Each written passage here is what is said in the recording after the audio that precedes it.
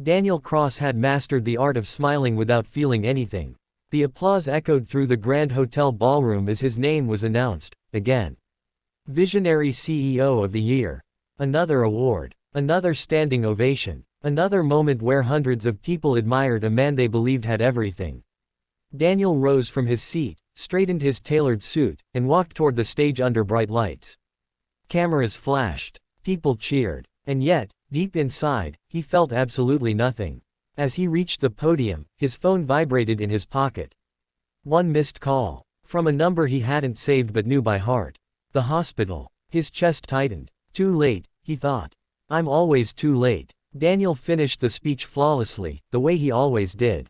Confident. Polished. Empty. When he stepped off the stage, the clapping faded into a dull hum, and suddenly the room felt unbearably loud and unbearably silent at the same time. He left early, ignoring congratulations, stepping into the cold night air like a ghost walking through his own life. That was the night a stranger would ask him to pretend. And that was the night his carefully controlled world would begin to crack open. Across the city, Sarah Miller stood in front of her bathroom mirror, staring at her reflection like she didn't recognize herself anymore. She adjusted her simple navy blue dress, smoothing the fabric over her hips. It wasn't new. It wasn't expensive. But it was clean, neat, and the best she had. Behind her, a small voice spoke softly. "Mommy, do you have to go?" Sarah turned to see her 6-year-old son, Noah, standing in the doorway in dinosaur pajamas, clutching his stuffed bear. She knelt down and brushed his curls from his eyes. "It's just dinner, sweetheart. Grandma is staying with you." Noah frowned. "Is it another man who doesn't come?" Sarah swallowed. Children notice more than adults like to admit. "I don't know," she said honestly. "But I'll be back soon. I promise." This dinner wasn't about romance. It was survival. Her parents had arranged it, again. Another, nice man. Another attempt to fix what they believed was broken in her life. They didn't understand that Sarah wasn't broken. She was just tired. Tired of working 2 jobs. Tired of being judged. Tired of being strong every single day. And tired of the pity in people's eyes when they learned she was a single mother. The blind date wasn't optional. Her parents had made that clear. If you don't even try, her mother had said sharply, don't complain about being alone. So Sarah had agreed. But 20 minutes before she was supposed to leave, she received a message. "Sorry. Something came up. Can't make it." That was it. No apology. No explanation. Sarah sat on the edge of her bed, phone in her hand, heart sinking. If she went alone, the interrogation would be brutal. If she canceled, her parents would accuse her of sabotaging her own life, again. Then an idea, desperate and ridiculous, formed in her mind. She just needed someone to pretend. 10 minutes. One dinner. One lie. She kissed Noah goodnight, whispered reassurances she barely believed herself, and left the apartment praying for a miracle she didn't deserve to ask for. Daniel stepped into the elevator of his building, head bowed, fingers rubbing his temples. He was exhausted, not physically, but in a way sleep never fixed. The doors began to close. "Wait, please." The voice was breathless, urgent. Daniel instinctively pressed the button. A woman stepped inside, cheeks flushed, eyes anxious but determined. She clutched her purse like it was the only solid thing keeping her upright. "I know this is insane," she said quickly, "but could you pretend to be my blind date?" Daniel stared at her, sure he'd misheard. "What? My parents," she continued, words tumbling over each other. "They're waiting downstairs. My date cancelled. If I go alone," she stopped, pride battling desperation. "I'll explain everything. Just, please." The elevator was silent except for the hum of movement. Daniel should have said no. He didn't. "I'm Daniel," he said quietly. Sarah exhaled in relief so strong it almost made her dizzy. "Sarah. Thank you. Thank you so much." Neither of them knew it yet, but that elevator ride was the moment both of their lives quietly shifted direction. Dinner was tense. Sarah's parents examined Daniel like he was a job applicant. Daniel answered calmly, politely, hiding decades of pain behind practiced composure. "And what do you do?"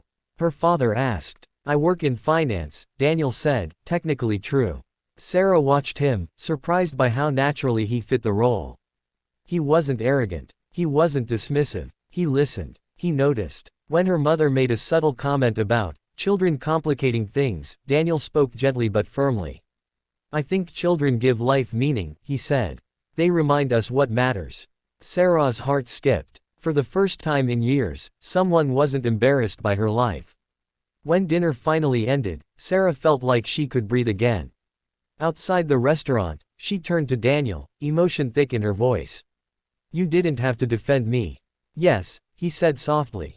I did. Their eyes met, and something unspoken passed between them, two people who had lost something important and learned to survive without it. They parted ways with a polite goodbye. But neither slept well that night. Fate has a strange sense of timing. A week later, Daniel saw Sarah again, this time at a bus stop, holding No's hand, exhaustion etched into her posture. She laughed when she saw him. Are you following me? Only subconsciously, Daniel replied. They talked. Then talked more. Coffee turned into walks. Walks turned into conversations that lingered. Daniel didn't mention his wealth. Sarah didn't ask. Noah adored Daniel immediately, asking endless questions, laughing freely. Daniel found himself kneeling on sidewalks, tying shoelaces, listening to dinosaur facts. Something inside him softened. For the first time since Emily died, Daniel felt present. Alive. But life doesn't allow happiness without challenge. Sarah's car broke down. Her rent increased. Her mother fell ill. Bills piled up. One night, overwhelmed, she broke down in tears in her kitchen while Noah slept. I'm doing everything I can, she whispered to no one. Why is it never enough? Daniel arrived unexpectedly, having sensed something was wrong. He didn't try to fix it. He just sat with her.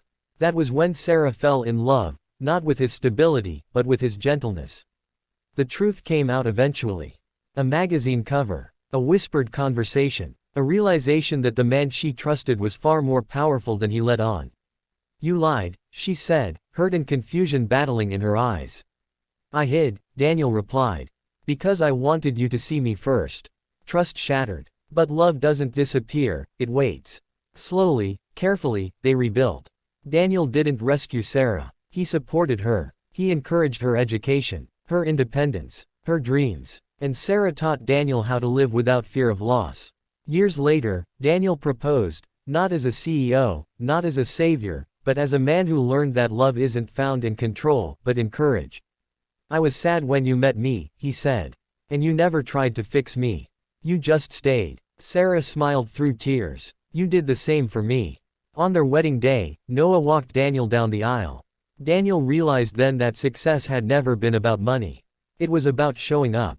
Staying. Choosing love when it's easier to walk away.